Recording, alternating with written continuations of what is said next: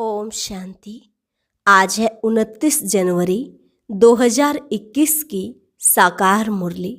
पहले सुनते हैं मुरली की मुख्य पॉइंट्स। आज बाबा ने कहा, तुम बच्चों ने ही डिमांड कर मुझे बुलाया है कि बाबा हम पतितों को आकर पावन बनाओ, तो संगम पर आकर मैं तुम्हारी सेवा में उपस्थित होता हूँ। मैं ही तुमको सहज रास्ता बताता हूँ मन मना भव का। तुम बच्चों को खुशी में गदगद होना चाहिए, लेकिन खुशी आर्टिफिशियल ना हो, हड्डी खुशी हो।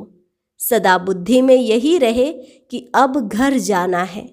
इस पुरानी दुनिया में हम थोड़े दिन के मुसाफिर हैं, इसलिए सिर्फ शरीर निर्वाह अर्थ कर्म करना है और बाप को याद करना है।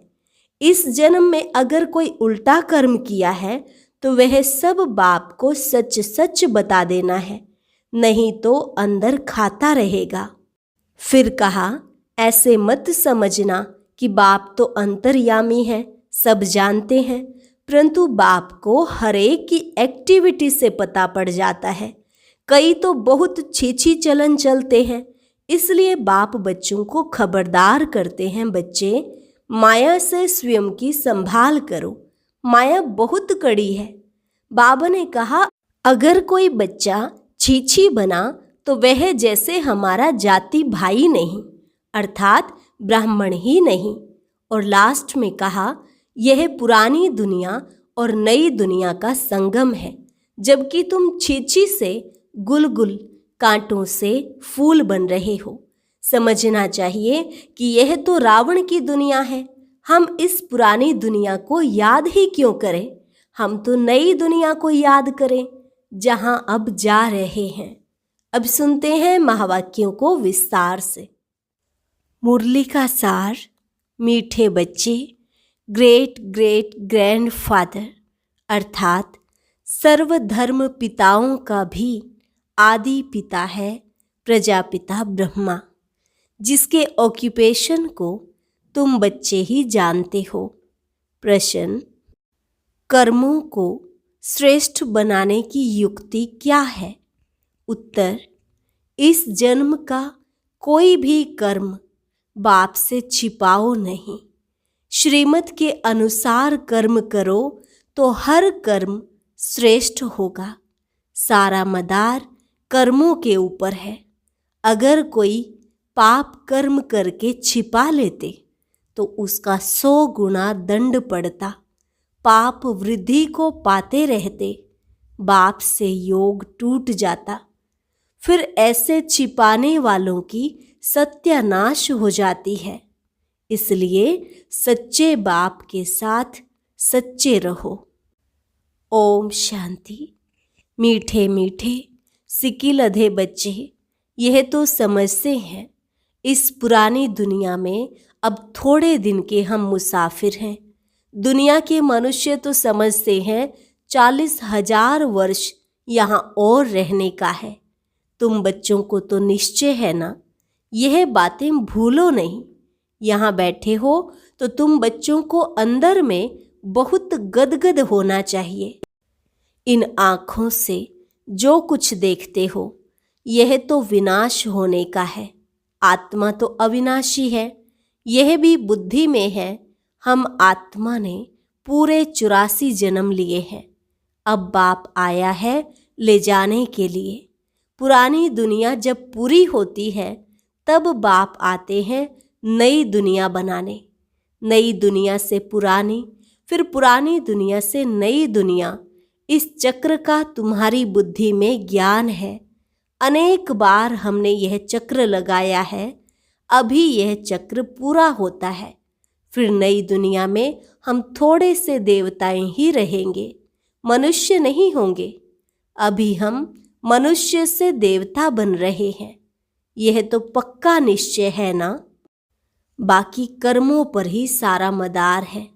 मनुष्य उल्टा कर्म करते हैं तो वह अंदर खाता जरूर है।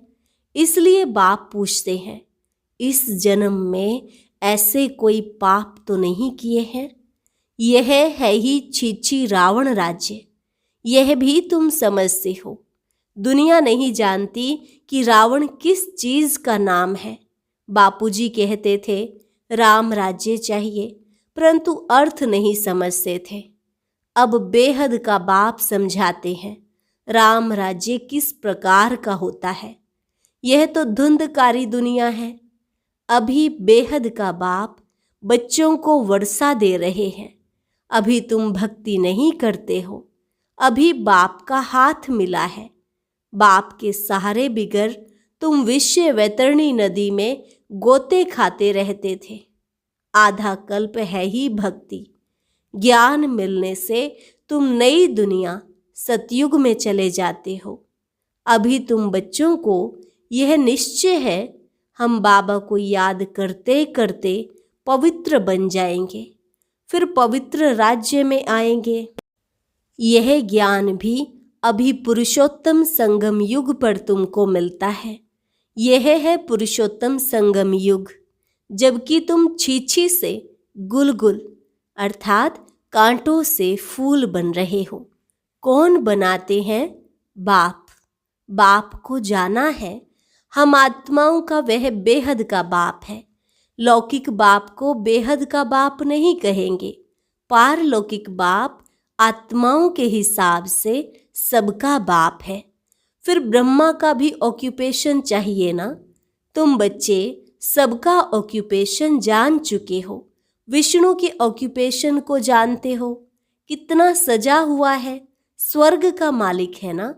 यह तो संगम का ही कहेंगे। मूल वतन, सूक्ष्म वतन, स्थूल वतन, वह भी संगम में आते हैं ना। बाप समझाते हैं पुरानी दुनिया और नई दुनिया का यह संगम है। पुकारते भी हैं हे पतित पावन आओ। पावन दुनिया है नई दुनिया और पतित दुनिया है पुरानी दुनिया। यह भी जानते हो बेहद के बाप का भी पार्ट है। क्रिएटर डायरेक्टर है ना। सब मानते हैं तो जरूर उनकी कोई तो एक्टिविटी होगी ना। उनको आदमी नहीं कहा जाता है, उनको तो शरीर नहीं है। बाकी सबको या तो मनुष्य या देवता कहेंगे। शिव बाबा को तो न देवता न मनुष्य कह सकते, क्योंकि उनको शरीर ही नहीं है। यह तो टेम्परेरी लिया है।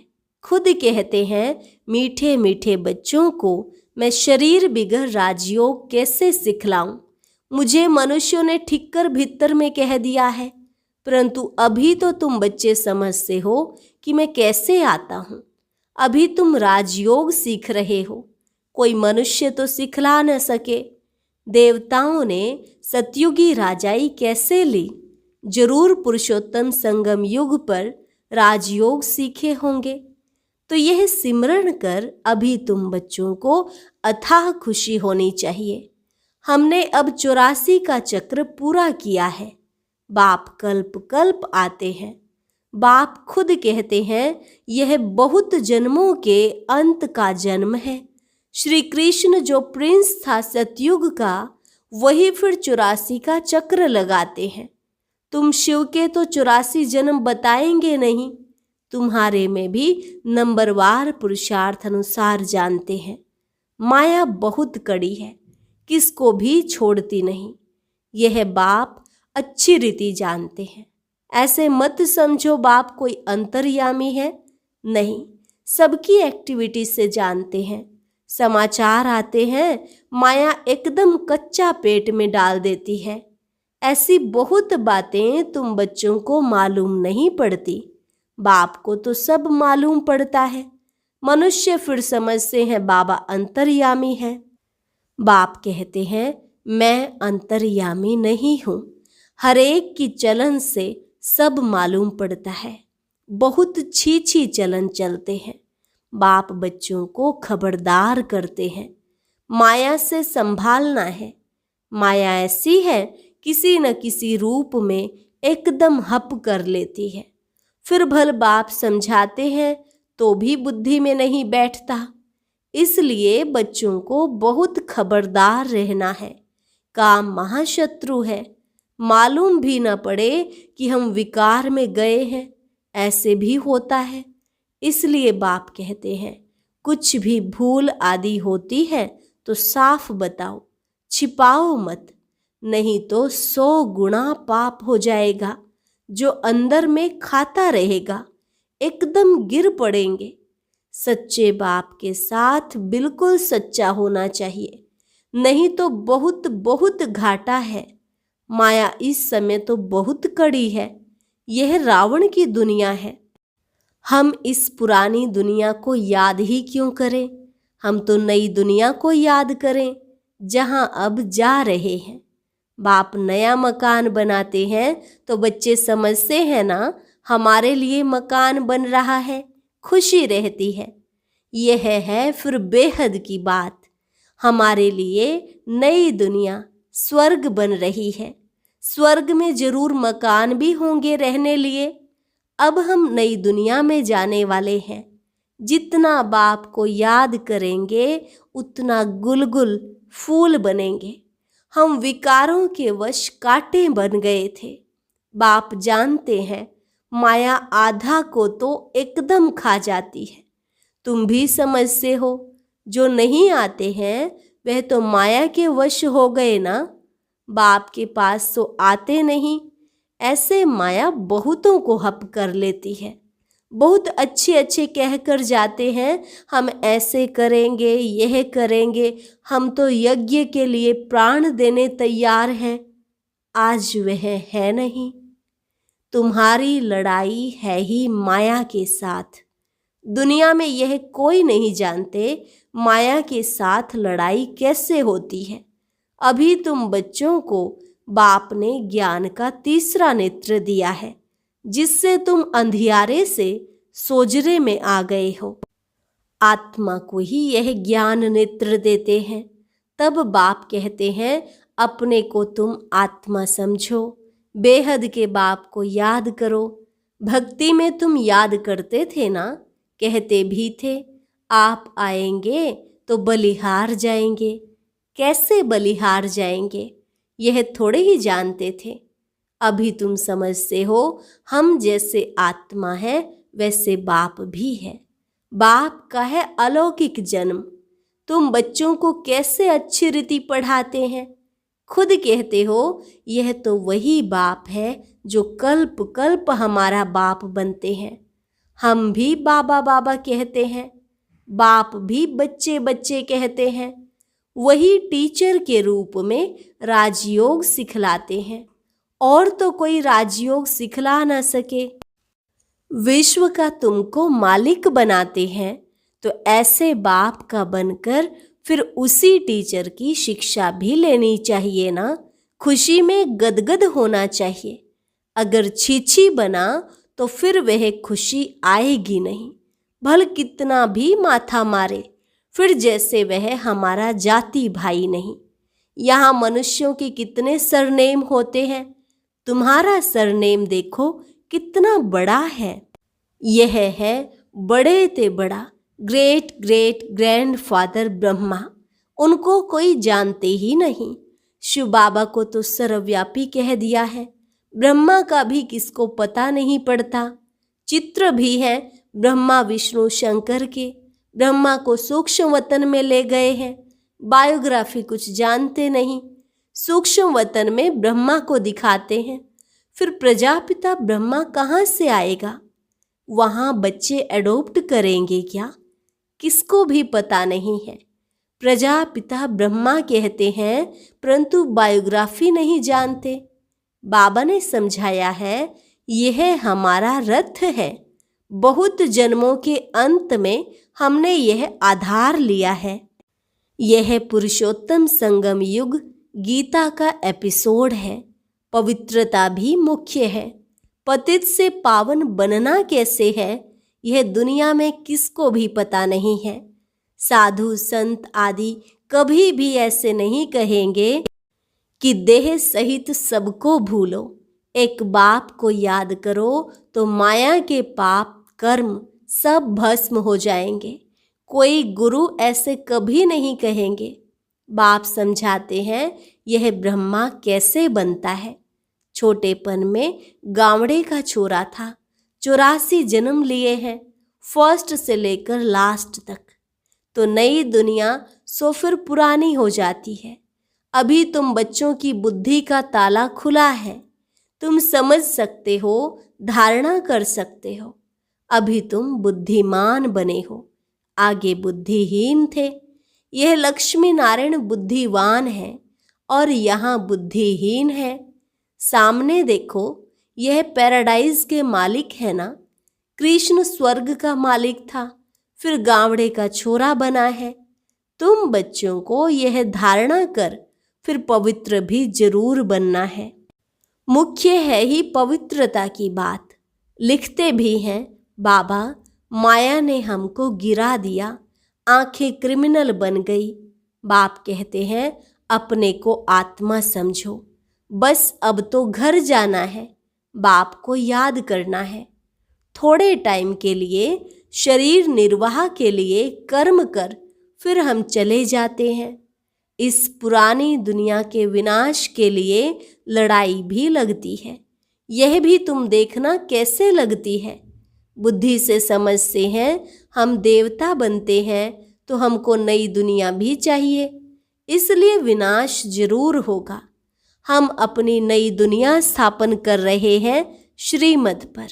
बाप कहते हैं मैं तुम्हारी सेवा में उपस्थित होता हूँ। तुमने डिमांड की है कि हम पतितों को आकर पावन बनाओ, तो तुम्हारे कहने से मैं आया हूँ। तुमको रास्ता बताता हूँ, बहुत सहज, मन मना भव। भगवान वाच है ना, सिर्फ कृष्ण का नाम दे दिया है। बाप के नेक्स्ट है श्री कृष्ण। यह परम धाम का मालिक, वह विश्व का मालिक। सूक्ष्म वतन में तो कुछ होता ही नहीं है। सभी से नंबर 1 है श्री कृष्ण, जिसको बहुत प्यार करते हैं। बाकी तो पीछे पीछे आए हैं। स्वर्ग में तो सभी जा न सके, तो मीठे मीठे बच्चों को हड्डी खुशी रहनी चाहिए। आर्टिफिशियल खुशी नहीं चल सकती।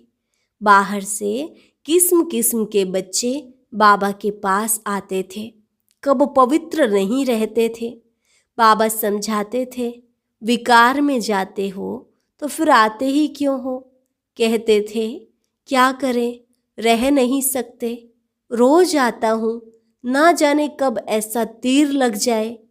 आप बिगर सदगति कौन करेंगे, आकर बैठ जाते थे। माया बड़ी प्रबल है।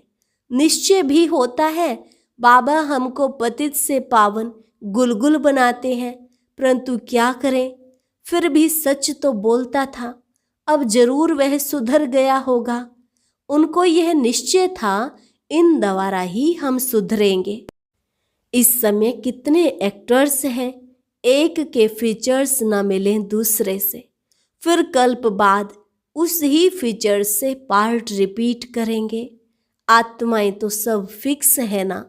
सभी एक्टर्स बिल्कुल एक्यूरेट पार्ट बजाते रहते हैं, कुछ भी फर्क हो नहीं सकता।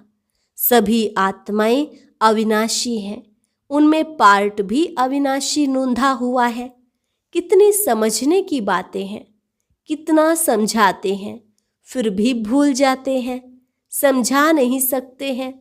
यह भी ड्रामा में होना है। हर कल्प राजाई तो स्थापन होती ही है। सतयुग में आते ही थोड़े हैं, सो भी नंबरवार। यहाँ भी नंबरवार है ना। एक का पार्ट एक ही जाने, दूसरा कोई जान नहीं सकता।